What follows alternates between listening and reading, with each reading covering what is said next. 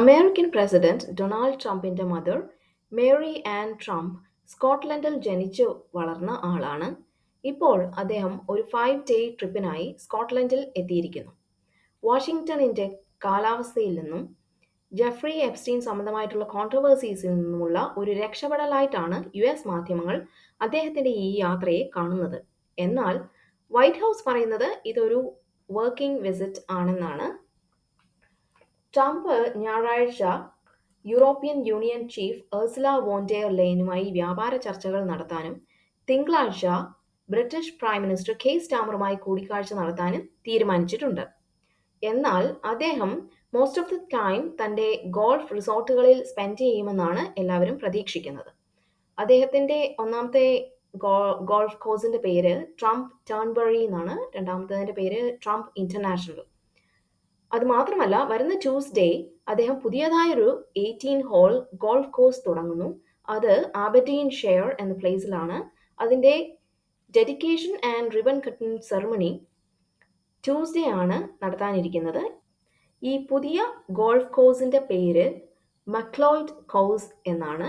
ഇത് അദ്ദേഹത്തിന്റെ മദറായ Mary an മക്ലോയിഡിനോടുള്ള ബഹുമാനാർത്ഥമാണ് ആ പേര് ഇട്ടിരിക്കുന്നത്. അദ്ദേഹത്തിന്റെ മദർ 1912 ഐൽ ഓഫ് ലൂയിസിൽ ടോങ് എന്ന വില്ലേജിലാണ് ജനിച്ചത്. ട്രംപിന്റെ മദർ 1930 അവർക്ക് 18 വയസ്സുള്ളപ്പോഴാണ് യുഎസിലേക്ക് മൈഗ്രേറ്റ് ചെയ്യുന്നതും ഫ്രെഡ് സി ട്രംപിനെ 1936 വിവാഹം കഴിക്കുകയും ചെയ്യുന്നത്. ഇയർ 2000 ട്രംപിന്റെ മദർ മരിച്ചു. ക്വീൻ എലിസബത്തിന്റെ മരണശേഷം ഏറ്റവും വലിയ സെക്യൂരിറ്റി അറേഞ്ച്മെന്റ് ആണ് ട്രംപ് വരുന്നത് പ്രതീക്ഷിച്ച് സ്കോട്ട്ലൻഡിൽ ഇപ്പോൾ ചെയ്തിട്ടുള്ളത്.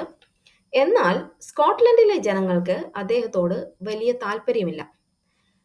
അതിന് പല കാര്യങ്ങളുമുണ്ട്. ഒന്നാമതായിട്ട് സ്കോട്ട്ലൻഡിലെ ന്യൂസ് പേപ്പറായ ദ നാഷണൽ അതിന്റെ ഫ്രൈഡേ എഡിഷനിൽ എഴുതിയിരിക്കുന്നത് ഇപ്രകാരമാണ്: convicted US felon to arrive in Scotland.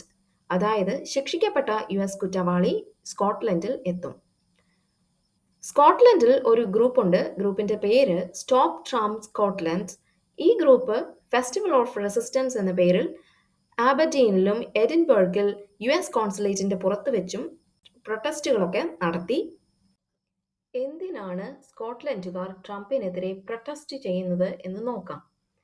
ഒന്നാമതായിട്ട് എൻവിയോൺമെന്റൽ കൺസേൺസ് ആണ്. ആബർഡീൻ ഷെയറിൽ ട്രംപിന്റെ ഗോൾഫ് കോഴ്സിനടുത്ത് offshore wind farms develop ചെയ്യുന്നതിനെ ട്രംപ് എതിർത്തിരുന്നു. അദ്ദേഹം കാരണമായിട്ട് പറയുന്നത് ആ സ്ഥലത്തിന്റെ ഒരു വ്യൂ നഷ്ടപ്പെടുന്നതിന് അത് കാരണമാകുമെന്നും അത് ടൂറിസത്തിനെ ദോഷകരമായി ബാധിക്കും എന്നുമാണ് അദ്ദേഹത്തിന്റെ വാദം. എന്നാൽ സ്കോട്ട്ലൻഡുകാർ പറയുന്നത് അദ്ദേഹത്തിന്റെ ഈ വാദം സ്വാർത്ഥപരവും ഗ്രീൻ എനർജിക്ക് എഗൻസ്റ്റ് ആയിട്ടുള്ളതുമെന്നാണ്. രണ്ടാമത്, പാരീസ് കരാറിൽ നിന്ന് ഇദ്ദേഹം പ്രസിഡന്റ് ആയിരിക്കെ യുഎസിനെ പിൻവലിച്ചു. കാലാവസ്ഥാ വ്യതിയാനത്തെക്കുറിച്ചുള്ള ട്രംപിന്റെ ചില നിലപാടുകൾ എൻവയോൺമെന്റലി കോൺഷ്യസ് ആയിട്ടുള്ള സ്കോട്ട്ലൻഡുകാർക്ക് അക്സെപ്റ്റ് ചെയ്യാൻ പറ്റുന്നതല്ല. സ്കോട്ട്ലൻഡിലെ പ്രത്യേകിച്ച് ആബർഡീൻ ഷെയറിലുള്ള ട്രംപിന്റെ ഗോൾഫ് കോഴ്സ് പദ്ധതികൾ ലോക്കൽ കമ്മ്യൂണിറ്റീസിനെ അവഗണിച്ചുകൊണ്ടുള്ളതും പ്രൊട്ടക്റ്റഡ് ലാൻഡ്സ്കേപ്സിനെ ഡാമേജ് ചെയ്യുന്ന തരത്തിലുമുള്ളതെന്നാണ് പറയപ്പെടുന്നത്.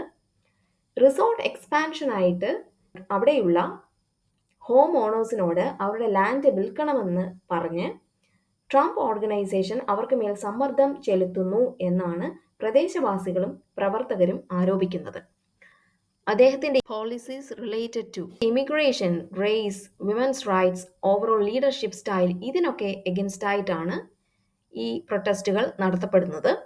പല സ്കോട്ട്ലൻഡുകാരും ട്രംപിനെ ഒരു സ്വേച്ഛാധിപത്യത്തിന്റെയും വംശീയതയുടെയും ജനാധിപത്യ വിരുദ്ധ മൂല്യങ്ങളുടെയും പ്രതീകമായാണ് കാണുന്നത്. ട്രംപ് തന്റെ സ്കോട്ട്ലൻഡിലുള്ള ഗോൾഫ് കോഴ്സ് വിസിറ്റ് ചെയ്യുമ്പോഴെല്ലാം അദ്ദേഹത്തിന്റെ സുരക്ഷയ്ക്ക് വേണ്ടി സ്കോട്ട്ലൻഡ് ഗവൺമെന്റ് പണം ചെലവാക്കുന്നുണ്ട്. അതിനായി ഒരു കോസ്റ്റ് ഉണ്ടാകുന്നുണ്ട്. അത് ട്രംപിനെതിരെ സ്കോട്ടിഷ് ടാക്സ് പേയേഴ്സ് പ്രൊട്ടസ്റ്റ് ചെയ്യാനുള്ള ഒരു കാരണമാണ്. ഇതൊക്കെയാണ് ട്രംപിനെതിരെ സ്കോട്ട്ലൻഡിൽ പ്രൊട്ടസ്റ്റ് നടക്കാനുള്ള കാരണങ്ങൾ.